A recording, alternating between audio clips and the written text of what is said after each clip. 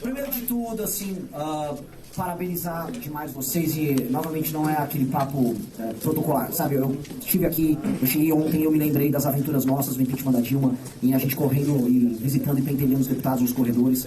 O deputado Mendonça, ele se lembra muito desse período. Foi um dos melhores períodos da minha vida. Vencendo ou perdendo o impeachment da Dilma, tá baixo, marcar de uma maneira incrível. Assim como a marcha que quem mencionou marcou. Eu queria que isso marcasse a vida de vocês. Esses pequenos momentos, essas viagens, essas turnês, esses momentos a gente se encontrar, se reencontrar. Tô vendo os mesmos rostos. Eu reencontrei o Faustino, reencontrei o Matheus, reencontrei o Russo, reencontrei todo mundo. Isso é muito importante pra gente, porque a família, pra funcionar, a família tem que estar unida e ela tem que estar sempre com o mesmo propósito. Se a gente fica distante uns dos outros, a gente acaba esquecendo realmente o que nos une. E hoje não importa os nãos que vocês tomaram, as portas na cara que vocês tomaram aqui, isso não conta tanto, porque o que conta é o fato de vocês estarem se sentindo donos da luta de vocês. Tá? E isso mantém a nossa ideia e o nosso espírito vivo, porque antes de sermos um partido, nós somos um movimento. Um movimento. A gente nunca vai perder o espírito de movimento. Quando eu fico bravo que vocês falam, Renan, presidente, eu fico puto porque vocês estão esquecendo quem eu sou. Eu sou um cara que ficava visitando porta de gabinete de deputado, como visitei o do Mendonça, no meu período, quando eu era mais jovem, quando eu tinha mais cabelo natural. E eu não quero perder isso jamais com vocês. Meu nome é Renan, eu sou amigo aí de vocês e tal, e que dá umas broncas. E eu quero que isso não se altere, tá? O que vai se alterar, porém, é o tamanho das nossas ambições. As nossas ambições, quando a gente fala aqui em derrotar o crime organizado, elas não podem ser pequenas. Porque quando a gente decidiu montar um partido político e coletar as assinaturas do zero, até chegar hoje em 583 mil fichas validadas, muita gente dizia que era difícil. Muita gente dizia que seria uma missão para nós mais difícil do que foi o período do impeachment da Dilma Rousseff. E nós passamos por cima disso. E nós conseguimos vencer. Derrotar o crime organizado é um tema muito tenso e muito complexo, porque, dado que ele envolve temas multifatoriais, ou seja, tem causas sociais, tem desigualdade, sim, tem má formação das famílias no Brasil, sim, tem cultura de putaria nas redes sociais, sim, tem menor de idade recebendo conteúdo falando da vida do crime e como essa vida é incrível, é sensacional, como você pode ser rico, como você pode fazer sexo com mulheres de todas as idades. E esses rapazes e moças estão recebendo isso e achando que o que você pode aspirar na sua vida é isso, certo? Isso conta, isso com certeza conta. Tudo isso está no espírito de uma geração de pessoas aqui no Brasil, especialmente as pessoas mais humildes, que acabam não encontrando numa economia formal a resposta para poder ascender socialmente e que eventualmente acham que essa subcultura que chega para eles é uma nova realidade, é uma realidade possível, é uma realidade que você pode aspirar. É o exemplo que o Faustino deu agora há pouco, até do primo dele que acabou se seduzindo. Essa sedução acontece todos os dias. A gente precisa entender assim, por que então ninguém ataca? O Mendonça estava falando aqui que o governo Lula, só para dar uma resposta, jogou qualquer projeto, e foi jogado qualquer projeto. Se a gente lembrar da gestão anterior, quando o Moro colocou um pacote anticrime, foi o próprio governo Bolsonaro a sabotar o projeto. Alguém tem dúvida disso? Foi o próprio governo que lutava.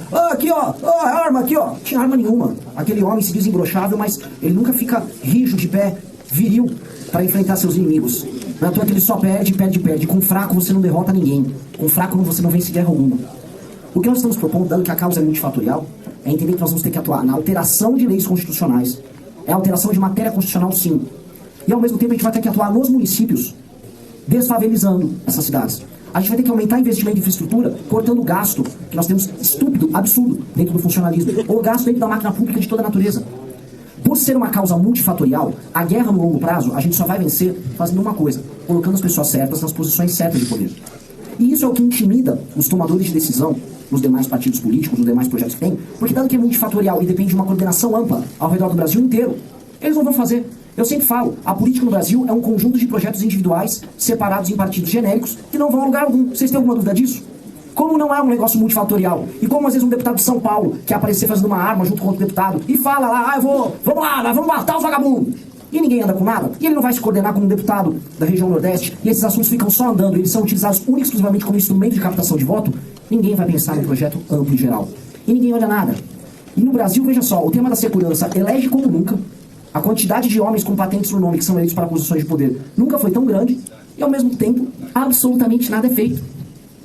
A gente tem uma sensação de que, mesmo com a queda no número de homicídios, a segurança, você pode perder seu celular num assalto a qualquer momento, ou que alguém que você conhece já foi assaltado ou perdeu um parente, ou que alguém que você conhece, especialmente se você for mais humilde, ascendeu dentro do crime. Em São Paulo a gente ouve falar de doutores do PCC, contadores do PCC, gente que fez carreira burocrática e administrativa dentro de facção.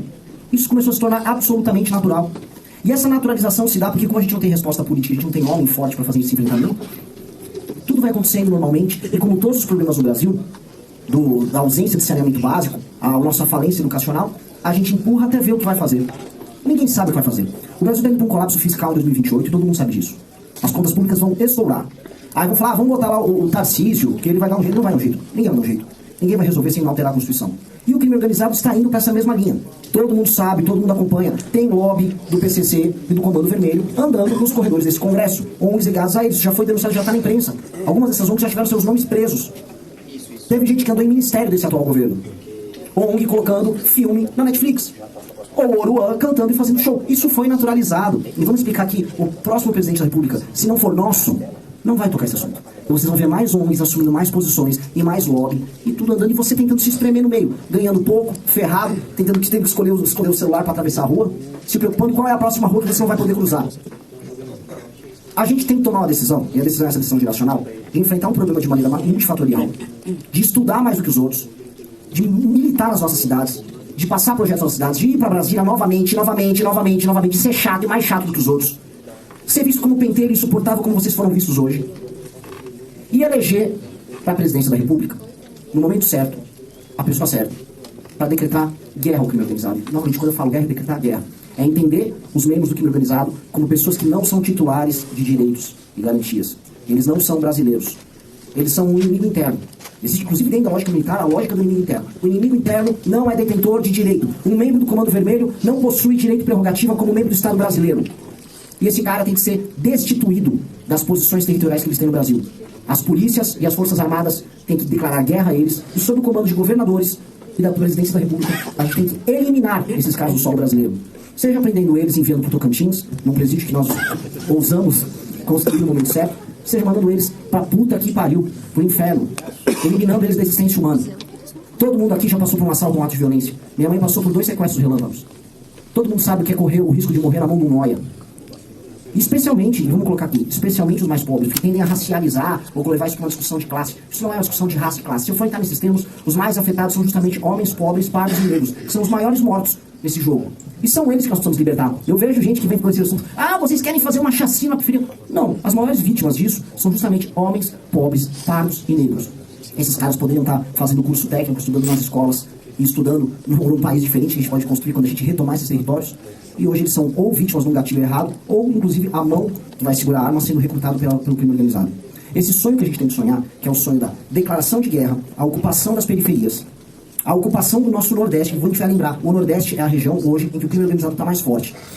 Tomar das periferias do Recife, as periferias de Fortaleza, a situação de Fortaleza, inclusive, acho que talvez seja mais grave, significa reencontrar o Brasil e repactuar o Brasil. O Brasil que encontra a periferia das cidades de São Paulo, do Rio de Janeiro, de Belo Horizonte, assim como retoma o Nordeste, ele encontra uma missão que para de nos dividir. A gente vive vendo nas redes sociais disputas, eu não gosto do Sul, eu não gosto do sei o quê. Chega, se a gente lutar na mesma guerra, a gente tem um só propósito. Vamos lutar por um propósito agora, declaração de guerra. E o primeiro é prender e matar as lideranças do crime. E o segundo é chegar nesses bairros que são do crime, colocar a bandeira do Brasil, colocar um quartel para estabelecer a autoridade e colocar uma primeira escola séria para começar a tirar esses meninos dessa ideologia maldita do crime organizado, das músicas de merda que eles ouvem. E eles vão não apenas cantar o hino, mas vão começar a se ver como brasileiros e irmãos de todos vocês, porque hoje esses caras estão largados. E com esses caras a gente construiu a porra do Brasil que não vai ser mais humilhado como a gente vem sendo pelo bosta do Donald Trump, pelo traidor do Bananinha e por esse vagabundo do Lula que tá aí tratando a gente como um joguete para fazer fama internacional puxando o saco da China. Vão todos esses homens tomar no cu deles e vamos cumprir a nossa missão. Muito obrigado. Ficou bom, não ficou? Ficou bom, parabéns. Eu também acho, ficou muito bom. Você manja bem dos discursos. Hã? Você manda bem nos discursos. Eu acho, cara, eu acho que eu sou um bom orador. Eu sou um orador bom. Gostou do vídeo? Para mais vídeos como esse, se inscreva no canal Inevitável Cortes, deixe o like, comente abaixo o que achou da análise. Vídeos todos os dias com os temas mais diversos da política brasileira.